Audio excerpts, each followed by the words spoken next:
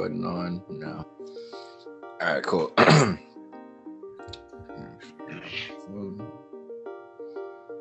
All right. So yeah, we had a lot to talk about here. So pretty much saw a great game today. Miami Heat versus Brooklyn. This is pretty much what happened. I think it's a real good way to. I want to talk about it personally more because I think that it's a real good way to kind of see where we're at, more so an evaluation. Even though Kevin Durant went out early with the, I think it was a thigh contusion, so who knows how long he'll be out. And then James Harden wasn't playing, but we still had Kyrie Irving, and they still are a solid team even without the two stars. Right. So Blake Griffin played, Kyrie played, Landry Shamet played his behind off, 30 points, dropped it straight on us. This is what I've been saying. So just to kind of give you the number update, just for anyone who wanted to catch up, see what was going on. Trevor Ariza, the top scorers for the Heat, Trevor Ariza, Bam, obviously Duncan, Kendrick Nunn, Goran Dragic, and then even Dedmon had 10, which was surprising. And then the Nets, your performers, Landry Shamet were the big ones, Kyrie. Joe Harris had 3, he's a 3-point specialist. He's going to get his in there when he can. Jeff Green has played very solid for Brooklyn, I will say, just in light of their season. He's been a very good role fit for them as far as fitting in as a de facto big man. Definitely turning out to be a solid project for them. Well, not really a project, I guess, more so of a veteran filling in a role.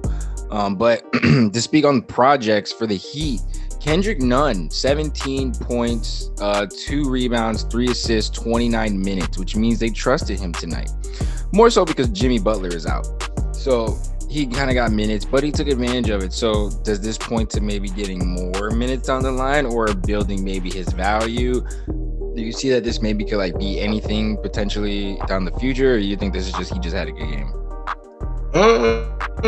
I believe in Kendrick Nunn. I feel like this is something he could probably replicate for a couple games, but at the same time, I think the Heat as an organization are going to be mindful of his value and potential what they may be able to get for him, if not another player on the roster, so we can mortgage that for our future. So I think that's something that, and it was a great point that was brought up during the game. The announcer was talking about, and I didn't really think about this before. Mind you, Kendrick Nunn caught COVID, right, and didn't really fully participate in the bubble. And even then, players like Tatum, who's caught COVID as well, is recovering and feeling the effects of it still. So I think that's something that a lot of us have missed is the fact that he might still be recovering from COVID. Right. As far as just getting his breathing right, because again, it's a fast-paced game, and the Miami Heat play fast-paced 100% of the game. So you got to have your endurance and conditioning down to the T. So if he's dealing with problems like that, then yeah, I can see why they haven't really been giving him the ball or giving him time as much. So I guess that kind of leaves a question mark on there. So I guess we'll really just see how that goes moving forward. But that was an interesting point I wanted to bring up. But going back to the game here, I did see that Miami's grit and grind style of play was on full display. Right. So, going from the classic Miami Knicks game, right? Exactly. From the third to fourth quarter, it was within 2 to 3 points the whole entire time. These guys, they're tired. They're tired. They played the entire second half. It was neck and neck.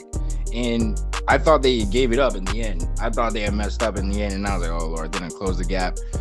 But the shot at the end with Bam, seeing him kind of there was just several points in the game where I was like, yo, take the shot, put the ball on the floor. Bam is a couple of things here. A couple directions I'm going to go here. But firstly, Bam, I think it's time. In your opinion, who's our number one guy? If we needed a bucket, who are you going to? Everybody's healthy. Who are you going to? On our roster, probably Jimmy. You're going to Jimmy. That's a problem. Who's the youngest star on our team right now? Bam. Why aren't we going? We trust Jimmy more because sometimes Bam has all the talent in the world, but he don't play aggressive all the time. Problem. So it's that's the problem. That's it right there. That's the problem. Our youngest star, who we are putting most our trust in, is Bam Adebayo. We need him to be dropping 20 plus, 10 plus rebounds. I'm not saying every night, he's human, but most nights. He's more than capable. He's more than capable. If he's going to be our max guy, which he is, like he's got to put the ball in the bucket. Like he has all the talent and he has the ability to do so. I think it's time, if it's a coaching deal where Eric's supposed to just not working that in systematically, I think it's time to work back and implement that more, because Bam needs to be putting the ball on the floor and dunking on people in the paint and moving it, because he has the ability to dribble like a guard. He can shoot. He's multi-talented. He needs to do it all. We're at the point now where we need him to do it all and turn into like an athletic Jokic. That's what we need from him right now. And it's so crazy because, you know, nobody doubts his abilities and his talents. They know he's worth the money. I believe as fans all around the world, we all know he's worth the money, but it's just like, it's good enough to be impressed, but we know you can give us a little bit more. You don't constantly do that. So it's like, you know, we don't doubt your hard work, your ethic, your game is, you know. But we also amazing. don't know if that. We also don't know if that's a system. It's a systemic thing in their coaching scheme. Right. We don't know if that's just the way that he's running, because it looked like that's just the way they're running the offense for a while. Like it was literally just, you know, Bam was sitting at the top of the three or the top of the key and literally hand it off to the shooters as they come across the top or to the wing. So that's what it just looked. I feel like that's probably just what it was systematically. But just take the last shot into example. He literally, they gave him the ball. He said, "Give me this ball. I'm gonna put this ball in the bucket," and waited down for the last 4 seconds and put the ball in the bucket and shot on a good defender, Jeff Green, and created space and made a good, solid all-star move. So we need more of that, because that's what we see for him. So I think that there's two ways. One, Bam is obviously gonna have to shoot more when he gets it. I think he definitely could put up 25 plus a night if he wanted. On the team like the Heat, where Jimmy Butler can still drop 20 plus, but he's not. That's not where his bread and butter is now. Because his effect is so great on the team, he ends up doing that. But that's just when he gets going and he's just overall just performing well. I think Bam just needs to be better at being proactive rather than react. He usually starts to have very good games and very good games when either he's being called out, he's being challenged. He had a piss poor game than the game before, and he wants to make up for being left off the USA team. That seemed to drive him a lot. You know, people down him seem to drive him a lot. So I think he just needs to be more proactive and just have that down mentality every night, because we know he can put up these big numbers and he can be much more of an impact on the game. That entire last play kind of gave me some you remember when Dwayne Wade stole the ball from Ben Gordon, hit the fading three for the win? Gave me kind of vibes like that. It wasn't a 3-pointer obviously, but I felt like the game was over. I thought it was either going overtime or it was over. And when he hit it was like, whoa, like, okay, all right. I felt like it was one of those like Dwayne Wade hopping on the table kind of deal. And that's what he said he wanted to do. That's what he said. Yeah, he literally said that. He's like, I felt like it was the same exact deal, which is kind of cool. Now moving kind of further along here, my second point with that, I think it's time to really invest in a true big man. You got to take the pressure off of him. If he's going to be dribbling, he's got to come off that 4 and not the 5. Even if you're going to make him the 5, still go get someone who's bigger than him so he doesn't have to work himself. Because if he's fighting for rebounds, fighting for box outs, fighting on defense, then on offense, he's got to put the ball down, and then he's got to shoot and then get to the rim on top of that and then hit free throws. You got to give the guy some help. Right? So especially down there. So Precious 6'10", really look, unless you're gonna play him with him, if that's your goal, then great. But you've got to get someone in that lineup consistently to help out Bam. That's my deal here. You need someone else tough just like him to help him out, because right now you don't. You have a bunch of guys that are around the same height that are all tough players that'll just hold it down. But if we play someone like the Nuggets, we're screwed. We play someone like Orlando, we're screwed. So that's just how I feel. Like we're not built to take on length, like to deal with teams that are lengthy. But I kind of want to take this another step further here and go over some highlights from the game today, just to kind of show at least where we're at performing wise. I think you'll see things. Kyrie is, from Brooklyn side of things, really Kyrie is still a magician. Things are still moving from that end well over there. So just wanted to. Why did my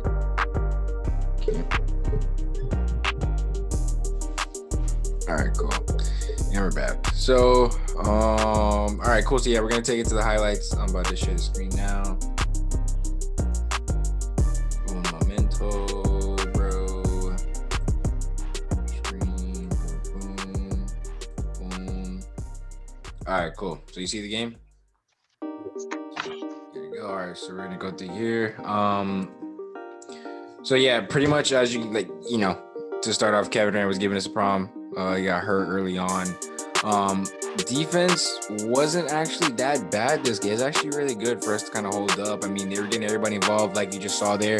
Trevor Ariza got going early with a 3-pointer, or definitely making an impact there. I think he hit like 3 to open up, then went back. Definitely finished out with, I think, 15. So definitely had a good game there. Kyrie always a magician with the ball. You know how it goes.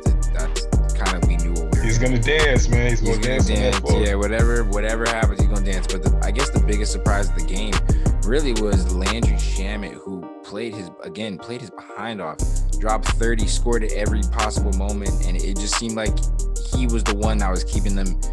It was almost for a while, it was him and Kyrie that were keeping them afloat. Blake Griffin had his moments here and there. I think he was just more of a active presence.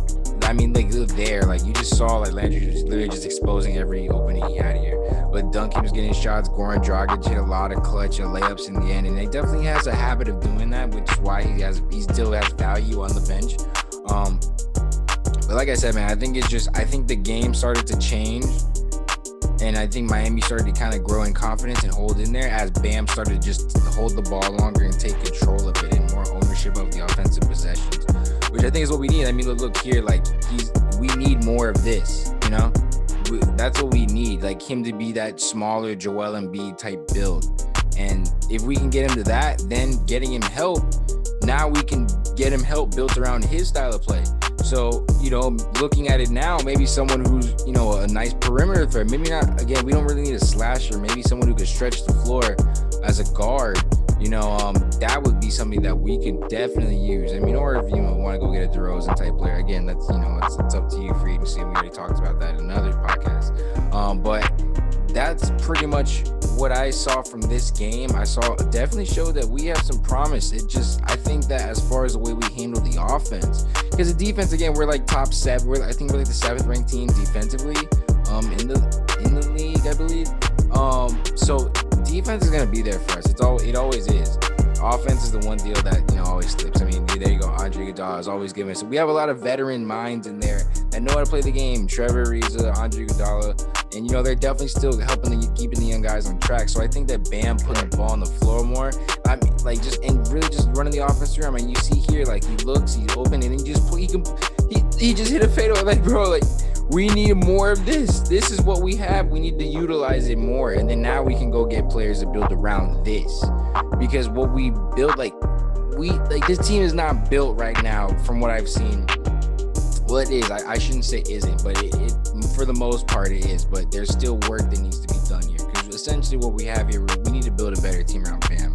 I think right now a dominant guard who can shoot from in and out, I think that's what we're missing. And not like just a good guard. I mean, like someone who's going to start and, be a threat night in and night out. I think that's what we're missing. Because you have, again, you have this Jimmy's play when he's healthy, he's great and effective on the floor, and it makes everybody better. Bam, same deal, he'll benefit from that. And then someone to stretch the floor makes everything that much easier. So I think that's where we need to go. I don't know if it's going to be easy to get to the draft. I don't think that's the way they're going to end up going here. Pat Riley usually strays away from rookies unless they're like your Dwayne Wade, your Bam, your heroes, your guys you have to take a chance on. That's really where Pat Riley lies when it comes to the draft. But outside of that, man, yeah, that's kind of my take on the whole game. I don't know if you had a few pointers in there. I know I've been kind of talking a little bit, so if you have anything you want to just kind of point out as the screen's running along, you can go ahead. I didn't get a chance to intervene earlier, but I wanted to kind of talk about, I think Brooklyn's bench has responded really well this season to what the initial criticism of them was when the team assembled James Harden, Kevin Durant, and Kyrie Irving. Getting a lot of flack saying, they gave up all that and now they have nothing and no bench. I think some of the players took it to their heart. It was misplaced criticism. I mean, because if you really think about it, we knew who was behind there, even before Blake and LaMarcus got in there. Right. We knew who was there. Now, right. I will say, Jeff Green has been a pleasant surprise. I didn't think he was still capable of playing that well, that consistently. And And again, like you said, they have responded. Doing it on both ends of the floor. I think the top guys, Kyrie, James and Kevin, I think they're gonna reward everybody by kind of running through the playoffs and making things easy for everybody else based upon their work this season. But like I said, bro, as long as they're healthy, if barring Kevin Durant doesn't have any more crazy injuries, James Harden. What did you think about that knee injury today? What did you think about that? I thought it was a thigh contusion. Well, it's a thigh contusion? Okay, I know when I first seen it, they said something about the knee. But I think I seen the report. It sucks. I don't know. He just hasn't been able to stay consistently healthy since Golden State. Right. And we know what he is. And I think, in my honest opinion, man, I think he has the ability to be the greatest offensive scorer the NBA has seen. To real talk, like I really think he can be that if he played consistently, healthy, played a few more complete seasons, and we actually got to see it, and then maybe won a few more chips here and there. Like he really makes a case for like one of the best the best offensive scorer of all time, because you can't guard him. You can't. He guards himself with his injuries. It'll be phenomenal 1 year. I don't know if he'll ever do it, if he'll ever have a chance. But just 1 year, just, playing like he plays at the park, man. Full on, aggressive entire game. Just let the world see that, man. That'd be a sight to see. Because he scores so easy, but he doesn't really force it. If that makes sense. It's natural. It's smooth. Right, it's smooth. But what if he did, man? What if he was just getting shot up, something for the fans? Who knows, man? I think that first in that are you talking like the whole Rucker Park type deal? Yeah. Yeah, see, my only thing with that is that he can definitely score 66. There's no issue with that. I think that it comes down to he was guarded by Michael Beasley for the most part. Not for the most part, or not even the most part of that, but he was guarded by Michael Beasley and some other, known street, I guess, semi-pro ballers. He can do that in the league too, man. He can do that in the league, but it's not going to be as easy. It's KD. It's not going to be as easy. If he wanted to, he could average like 36, 37.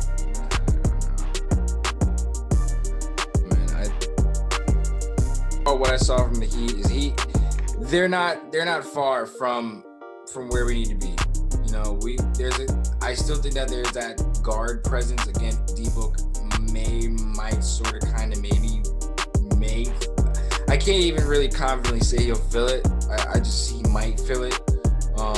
But if he doesn't, then we really need to make a concerted effort to go find someone to fill that. And Bam Adebayo needs to put the ball on the floor more and take control of the offense. Wow, the fire truck is going crazy outside right now.